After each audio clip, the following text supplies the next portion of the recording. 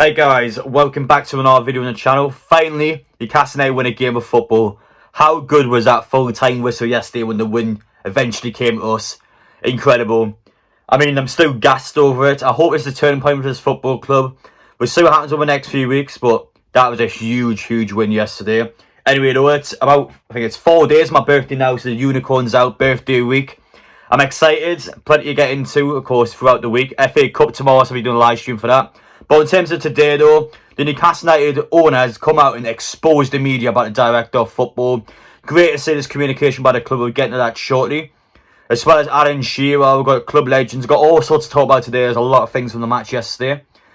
But anyway, guys, if you're new to the channel, make sure you get down and subscribe. Smash like and enjoy. Appreciate the support as always. And without further ado, cat in the background there. But let's get into it. Anyway, let's begin off with the director of football, the Telegraph here, saying that Michael has turned down Newcastle United. We're getting it in just a second. There is a response to this. But again, the last few videos, a couple of weeks ago it was now, there was a lot of news coming out about it, which eventually sort of fizzled out after the Brentford match. And eventually now we have the answer. But in terms of this, in terms of Sky Sports, there was a lot of articles that talked about this, and they're about to get destroyed in just a moment. Anyway, the response by the Newcastle United owner, Amanda Stevie's husband, has spoken out. There's nothing I love more than when a celebrity comes out and just destroys an article, destroys a post or something like that. It's just, I don't know, it's just satisfying to look at. Incredible. It's good to see this communication by the club. He's even got their hashtag fans matter. Yes, they do. I'm glad to see new owners caring about the fans. Yesterday before the game, they were meeting fans as they got to the seat. I mean, it's great to see. If this was on the Mike Ashley, you would not see this. It's simple. These articles would get away for all the time spouting utter garbage because the owners would not speak out about it. But now this is happening. It's going to set an example because our articles and our people out there be scared to post stuff because they know that Newcastle United owner might just destroy them just like that. And to be fair to this guy, it was Sky Sports as well. It wasn't just Matt, so don't just completely slate this guy because, again, you don't know where he's got his stuff from. But he was incorrect. There was a lot of our people out incorrect as well. Even just go back to my video a couple of weeks ago. This is why I always stick stuff on the screen because you know which people are just chatting rubbish really when this news comes out. Do not believe anything I say. This stuff will always be on the screen for you. And it's great to see that there's communication with the fan base now because we've been lacking a direction for decades. And eventually we've got people now that know what the problems are and know what's going on.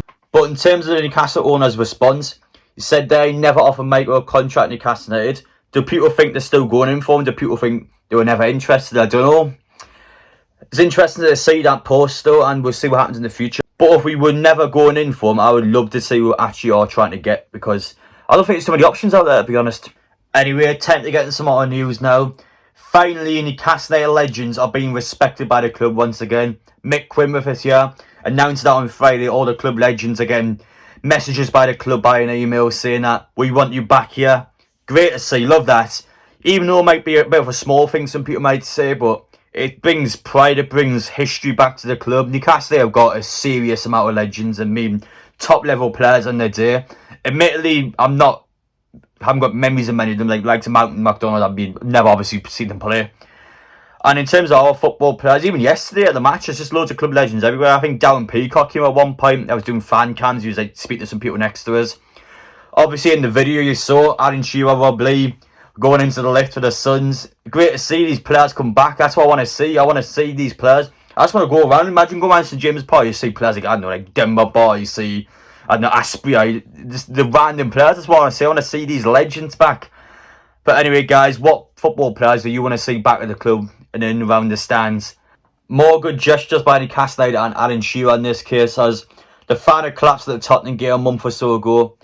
At the match yesterday of all the NHS staff and everyone that played their part to help them out. It's great to see by the club again.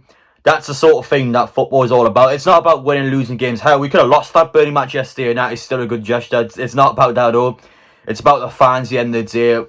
I mean, the worst case scenario is a fan going to a match and not going home. That's just horrible. So it's great to see the fans recovered. It's great to see the gesture by the club. I'm sure everyone there loved it yesterday. I'm glad he have. I don't want to make this about me, but there's literally people in that pitch that helped me out a couple of weeks ago. I had my incident. The NHS is just the best thing we have in this country. You don't understand how good you are until you've had an experience. That's the best way of putting it. I'm sorry for making it about me. But again, though, there's people who deserve it. I hope they had a great time yesterday. And fingers crossed that is the bounce we need. Anyway, we'll finish off with Jamaal Lascelles' comments on the match yesterday. I promise you, I'm not just saying this because Jamaal Lascelles, but personally, I'm not a fan of the phrase that our season's just started now. It's 15 games in or so. We've been awful this season so far. We've had a few good performances here and there, a few unlucky results, but mainly we have been bad. There was a reason why we're on the bottom three. And that phrase, I don't know, just no, I don't really think we should be saying that. We've got to be ready for these matches. We've got to accept responsibility and go. We haven't played well in these games. A player like Lascelles, for example, he's given away penalties, he's made mistakes at times. You've got to accept it. We've got to go. We've been poor so far, but we will build onto it and we will try and do something now. Anyway, that's just how I believe it. Anyway, people entitled their opinions. But yeah, that's the video today, guys. Hope you enjoy watching. In terms of this week, again, FA Cup draw tomorrow. Who would Newcastle United play? Please not a ridiculously long away game. I think Plymouth, or I don't want Plymouth winning through or not. If it's Plymouth, I'm going to go mental. But hopefully it's a decent away game or a good home tie. Some of our players can just get a few bench warmers playing, test them out. No hard fixtures, hopefully. But anyway, guys, thank you for watching. Take care, and I will see you on the next one.